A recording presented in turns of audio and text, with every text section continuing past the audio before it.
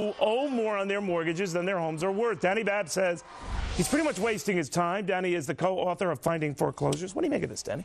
Well, first of all, this entire thing drives me insane. Share the pain between the government and the banks. Who is the government? The taxpayer, the people who are actually paying their mortgage on time. This is not going to help. We have several anecdotal pieces of evidence and hard pieces of evidence to show otherwise. First of all, banks are reporting 50 to 70% re-default rate after the mortgage is renegotiated, whether it was a principal write-down or a payment drop or an interest rate drop, because prices are still declining. So let's say I give you a $100,000 break on your principal. Next year, you lose another 50 grand. What are you going to do? I'm going to sit back and wait. We also know that people... And turn around, what if there's a $100,000 increase? Then you get the gain in it on the taxpayer's dime, on your neighbor that was paying. That is wrong. We also are starting to see people actually quitting jobs to show that they have a lower debt-to-income ratio, so that they and their spouse together... So they can force themselves to qualify for this. To qualify for the program. 31% DTI is insane. Banks were doing 46, 48%. That means that 46 or 48% of your income goes to pay for your home. That is not an unreasonable amount of money.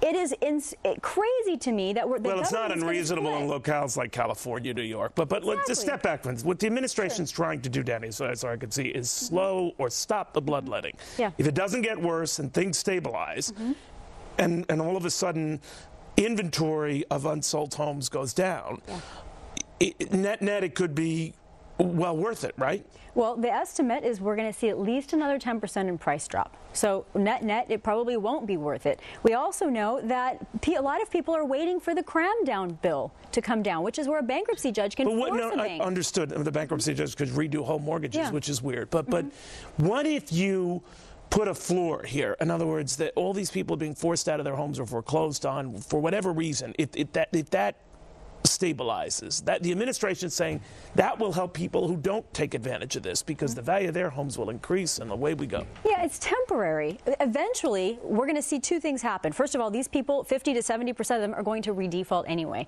Second of all, we're going to see a lot of people try to qualify. Most of these modifications, by the way, take 1 to 2 pages. I'm sorry, but what was just said about it being a long process and having to show a lot of documentation, I've helped a lot of people do it. It's 1 to 2 pages in most cases, and not a lot of proof of income. Not a lot of proof that what you're saying is the case. There's a lot here. How long does this housing morass go on in your eyes? A couple more years. A couple more years? All right, well, aren't you just the toe-tapping expert here? But this is a great time to buy if you're going to hold. Yes, great topic. Great time for a funeral. All right, Dani Babb, thank you very, very much. Her views.